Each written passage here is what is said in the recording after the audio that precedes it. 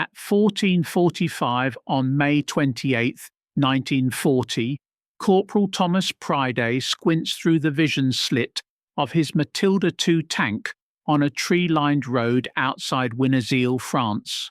He's 24 years old, commanding a 26-ton steel coffin with 3 other men inside. The temperature inside the crew compartment reads 41 degrees Celsius. 73 German infantrymen are moving toward his position from 3 directions. Priday counts the muzzle flashes: 18 from the left flank, 31 from the farm buildings ahead, 24 from the sunken road to his right. His driver, Lance Corporal Arthur Noad, reports through the intercom: "Main gun ammunition, 4 rounds remaining, sir." 4 bullets, 73 soldiers, and the only bridge for 5 miles behind them, carrying the remnants of 2 British battalions to Dunkirk. 24 hours earlier, the British Expeditionary Force is collapsing toward the Channel coast. Operation Dynamo, the Dunkirk evacuation, hasn't even begun yet. The German blitzkrieg has sliced through French defences like a scalpel through silk. The 4th Royal Tank Regiment receives orders to hold the Winnezeele crossroads. Their mission: delay German advance units for 6 hours minimum. Give the infantry time to reach the evacuation zone. The mathematics are brutal. The Germans have already destroyed 11 British tanks in this sector in the past 18 hours. The average survival time for a stationary armoured vehicle under concentrated anti-tank fire: 14 minutes.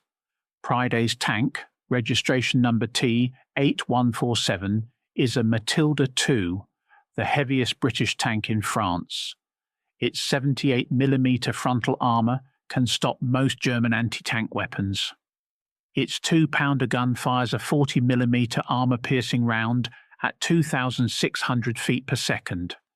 Maximum effective range: 1,000 yards.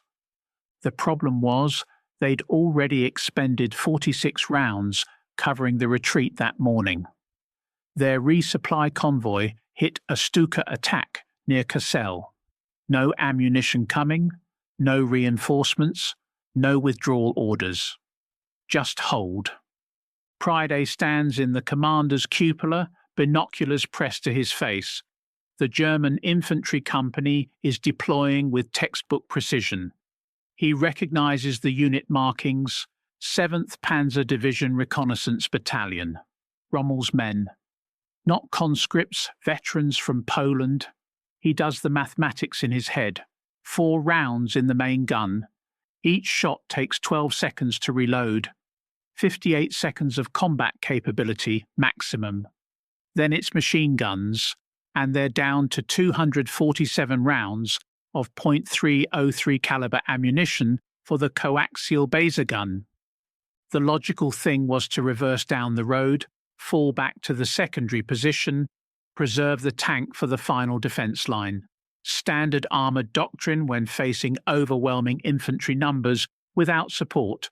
But Priday understood something the doctrine writers didn't account for. Behind his tank, 840 yards down that road, Captain Michael Halliday's D Company, 122 infantrymen, are setting demolition charges on the bridge. They need 19 minutes. The bridge spans the Peenbeck Canal. It's the only hard crossing point for German armour between here and the coast. If it stays intact, Panzer IIIs will be in Dunkirk before the evacuation even starts. Priday keys the intercom. Driver, advance. Gunner, target farmhouse, 600 yards, armour piercing. His loader, Private Robert Ward, looks up from the ammunition rack. "Sir, we've only got—" Priday cuts him off. "I can count, Ward. Load the gun." If you want to see how Priday's 4-bullet strategy turned out, please hit that like button right now. The Matilda lurches forward at 8 miles per hour, maximum speed 15 miles per hour. but Priday keeps it slow, deliberate. He's not trying to reach the enemy. He's trying to become impossible to ignore. The German doctrine is simple. Bypass armor, move fast, strike soft targets. Priday needs them to commit everything they have to stopping this one tank. At 580 yards, the first anti-tank rifle opens up. A 7.92mm tungsten core round strikes the glacis plate at a 35-degree angle. It sounds like a church bell inside the hull.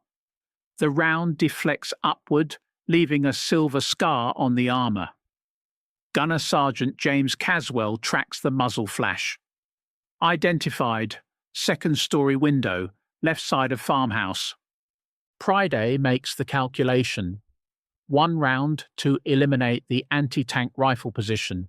That leaves 3. Fire when ready. The 2-pounder gun roars. The recoil rocks the entire tank backward 3 inches. Through the vision slit, Priday watches the armor-piercing round punch through the brick wall like it's made of cardboard. The second floor of the farmhouse collapses inward. Silence from that position. Now the Germans know the Matilda still has ammunition. Priday counts to 7 in his head. On 8, 31 rifles open fire simultaneously from the farm complex. Bullets spark off the armour like fireworks. None penetrate. The Matilda's armour thickness, 78mm on the front, 55mm on the sides. The standard German Mauser K98 rifle fires a 7.92mm round. Penetration capability against this armour: 0. But Priday knows what's coming next. German infantry tactics: fix the target with rifle fire, manoeuvre anti-tank weapons into position. He scans the tree line 400 yards to the left. There, movement behind a stone wall. The distinctive profile of a 3.7cm PaK 36 anti-tank gun being wheeled into firing position. Effective penetration range against Matilda armour, 300 yards. Priday keys the intercom. Driver, halt. Traverse left, 78 degrees. The turret whines as it rotates. Caswell's voice comes through. Target acquired. Stone wall, 380 yards. Priday watches the German gun crew, 4 men. They're working fast, professional. The gun shield is already in position. 30 seconds until they're ready to fire. Fire. The second round leaves the barrel.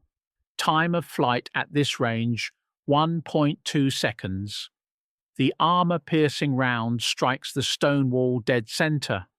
The explosion sends limestone fragments in a 40-foot radius. The PaK 36 topples sideways, its shield riddled with shrapnel. Priday sees 2 German soldiers down, one crawling away from the wreckage. 2 rounds remaining.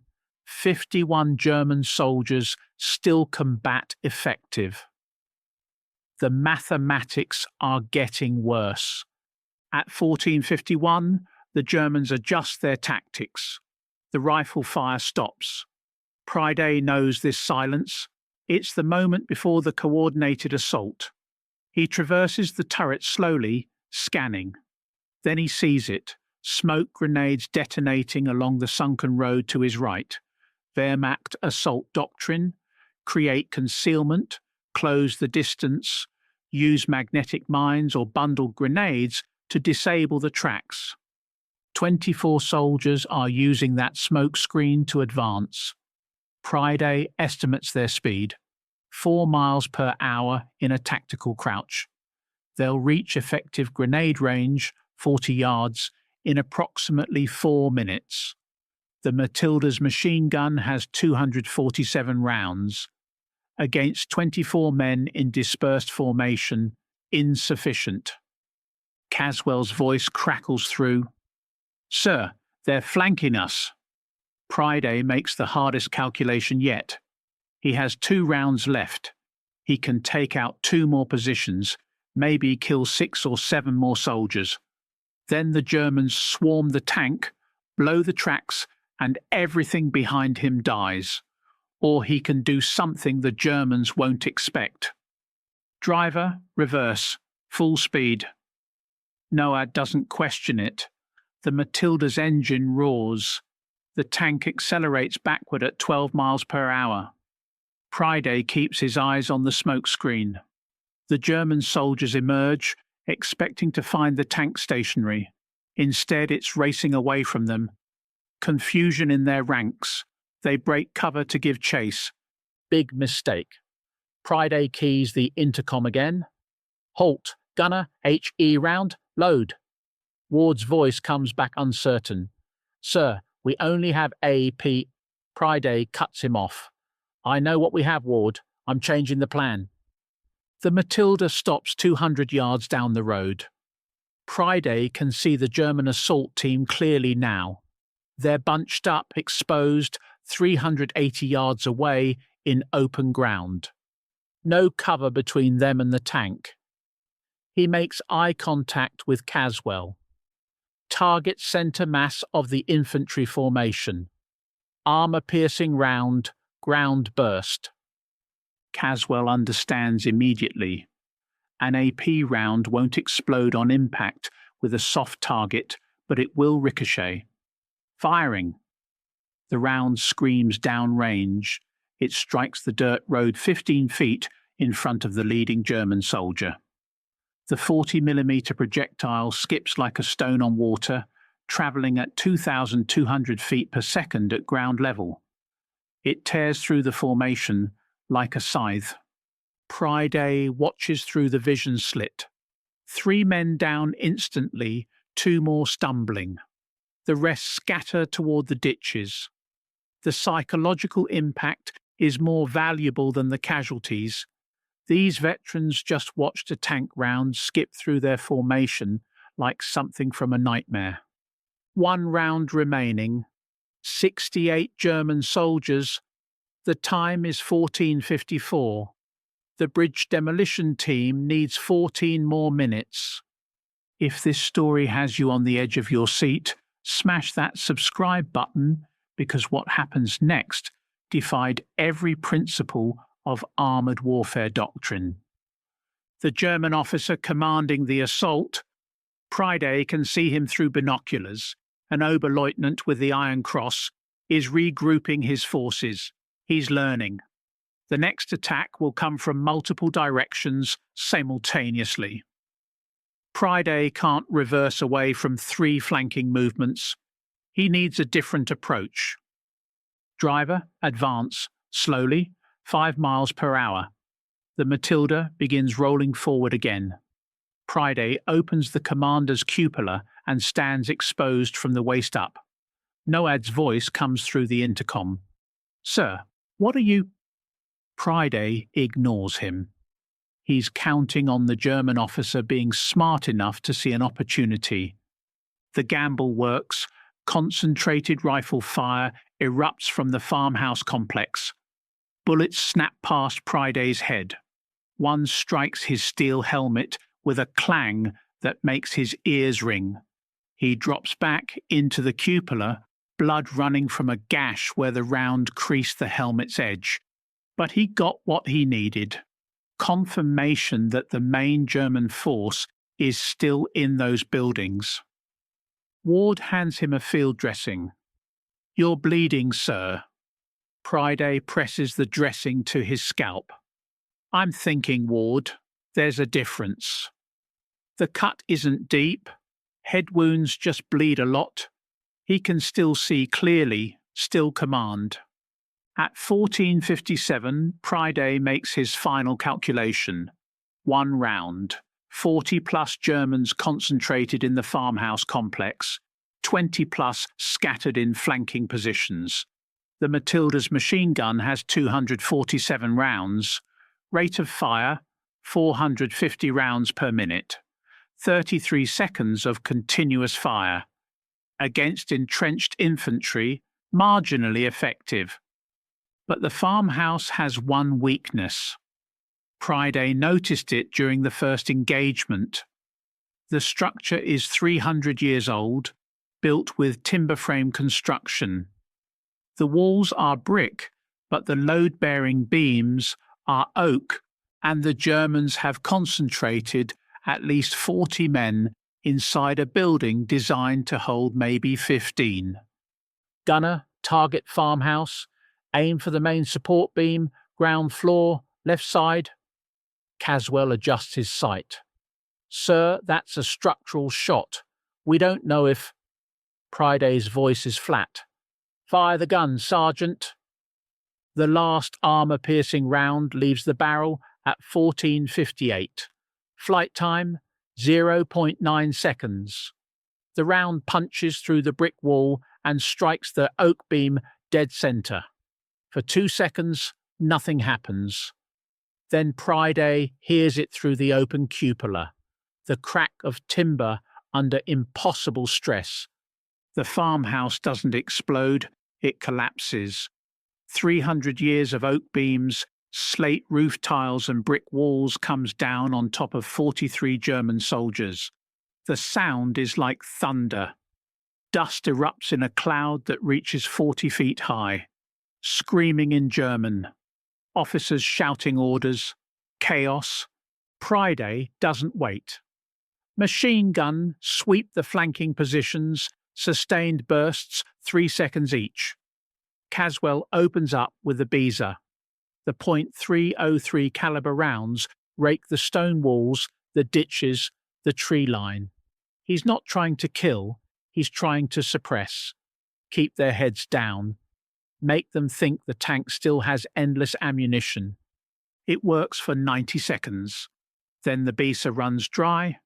Ammunition counter 0. The gun clicks empty. Silence inside the tank except for the idling engine and 4 men breathing hard.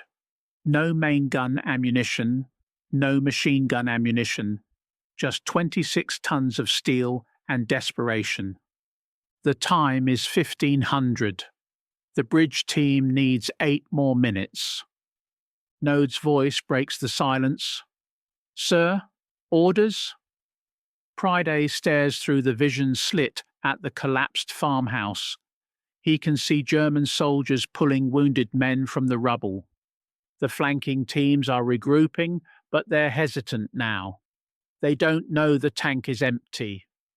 Driver, advance, straight toward the farmhouse wreckage, 10 miles per hour. Ward's voice rises. Sir, we have no ammunition. Priday keys the intercom so all 3 crew members hear him clearly. They don't know that, Private. Now button up and drive. The Matilda rolls forward like an iron inevitability. 25 remaining German soldiers watch a tank with no ammunition advance toward them like it owns the battlefield. The psychological warfare is perfect. They've just watched this machine destroy an anti-tank rifle position, disable a PaK-36, scatter an assault team, and collapse a building. They have no idea it's completely defenseless. At 200 yards, the German soldiers begin falling back. Not routing, these are disciplined troops, but conducting a tactical withdrawal. The Oberleutnant is trying to consolidate his forces, organize a proper anti-tank ambush, but Priday isn't giving him time. The Matilda maintains its steady advance, relentless, unstoppable in appearance. At 150 yards, Priday sees the German officer make his decision. The hand signals are clear, fall back to the secondary position, regroup, wait for anti-tank support. The German infantry begins a fighting withdrawal, maintaining fire discipline, covering each other. Professional to the end. But they're withdrawing. Away from the bridge, away from the road, giving ground to a tank that's nothing more than a very expensive steel box on tracks. At 15:04, Priday receives the radio message he's been waiting for. Captain Halliday's voice crackling through static. Charges set. Blowing in 3 minutes. Suggest you withdraw. T-8147. Priday keys the handset. Negative. Maintaining position until detonation. Because the moment he reverses, the Germans will realize the truth. They'll see the tank retreating and know something has changed. They'll surge forward. They might reach the bridge. 3 minutes is an eternity under fire. So Priday sits in his commander's cupola, bleeding from the head wound, commanding a tank with no ammunition, facing 51 German soldiers who still think he's dangerous. The Matilda idles at 100 yards from the farmhouse wreckage. NOAD keeps the engine running steady. 1,200 RPM, the sound of mechanical defiance. At 15:07 the world shakes. The bridge demolition charges detonate with a roar that Priday feels in his chest. 600 pounds of TNT turns the stone bridge into gravel. The explosion sends a mushroom cloud of dust and debris 200 feet into the air. When it clears, there's a 45-foot gap in the canal crossing. The German Oberleutnant stands on the farmhouse rubble, binoculars to his face, watching his route to Dunkirk disappear. Then he looks at the Matilda. Even at this distance, Priday swears he can see the moment of understanding on the officer's face. One British tank, 4 men, held an entire company for 22 minutes with 4 rounds of ammunition. Priday keys the intercom one last time. Driver, reverse. We're done here. The Matilda begins backing down the road, slowly, deliberately, not fleeing, withdrawing in good order. The Germans don't fire. It's not mercy, it's respect. The tank reverses 840 yards to the British infantry position. D Company has already withdrawn across the demolished bridge using rope lines. Halliday is waiting, watching the Matilda approach. When Priday finally climbs out of the commander's cupola, his legs nearly give out. 22 minutes of combat feels like 22 hours. Halliday looks at the blood-soaked field dressing on Priday's head. You're wounded. Priday waves it off. Scalp cut. Nothing. Halliday looks past him at the tank. How much ammunition do you have left? Priday meets his eyes. We fired the last round at 14:58, sir. The captain's expression doesn't change for 3 seconds. Then, you held them for 9 minutes with an empty gun? Priday shrugs. They didn't know it was empty. The adrenaline is wearing off now. Priday can feel his hands starting to shake. Ward and Caswell climb out of the tank, faces pale. Node emerges last, his uniform soaked with sweat. The 4 of them stand there, looking at each other, realizing they're still alive. Halliday shakes his head slowly. I'm writing this up, Corporal. What you 4 just did. He pauses, searching for words. That's beyond valor. That's something else entirely. The German forces probed the demolished bridge for 3 more hours before giving up.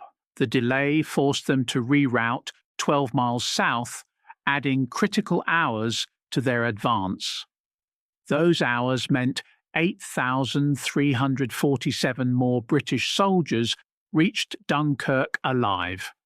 The mathematics of sacrifice are always brutal, but sometimes they work in your favour. 3 weeks later, on June 18th, 1940, Corporal Thomas Priday stands at attention in a makeshift ceremony area in Dover. His head wound has healed to a pink scar under his regulation hairline. Major General Harold Alexander, commander of the rear guard at Dunkirk, pins the military medal to his chest.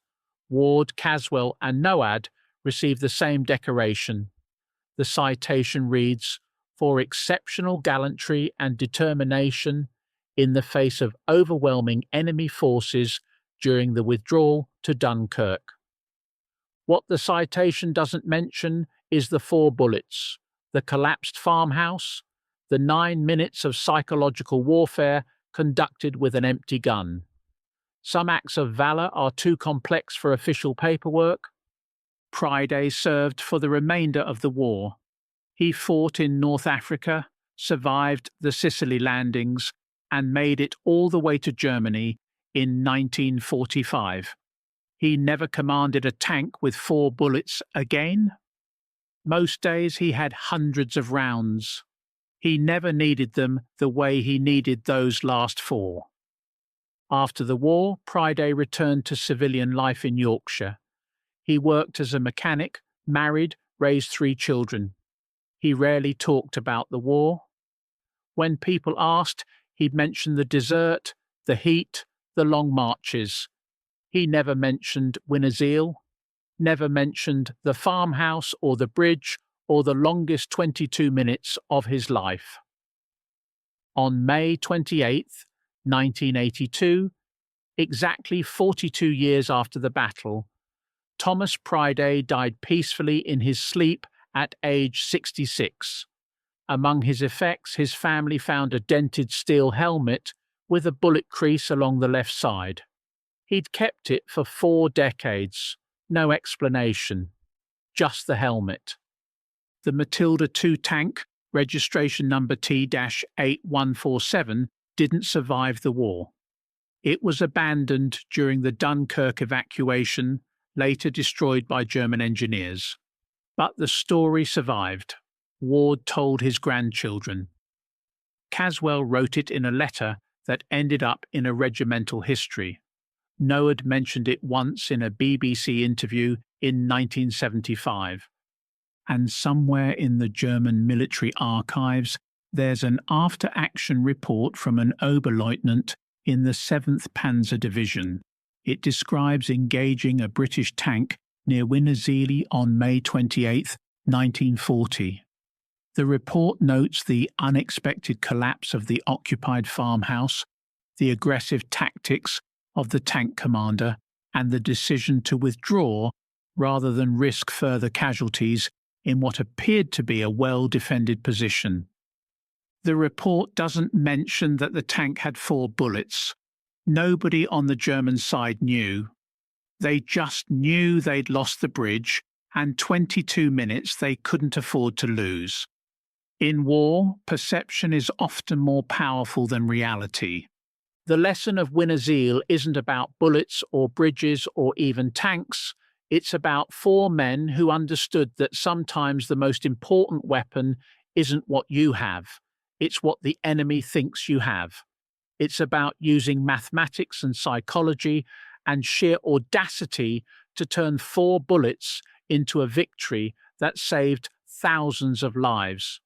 Hit that like button if this story of impossible odds and brilliant deception moved you.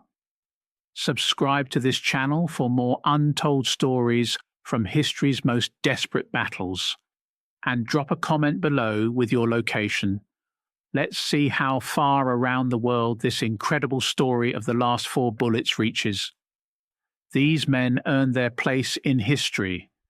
The least we can do is remember what they did with almost nothing when everything was on the line.